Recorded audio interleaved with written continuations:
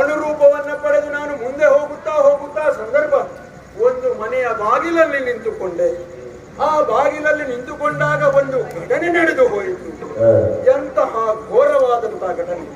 ಒಮ್ಮೆ ನನ್ನನ್ನ ಒಂದೇ ಸಮನೆ ಒಳಗೆ ಎಳೆದುಕೊಂಡರು. ಒಳಗೆ ಹೋಗಿ ನೋಡುತ್ತೇನೆ, ದೊಡ್ಡದಾದಂತಹ ಗುಹೆ.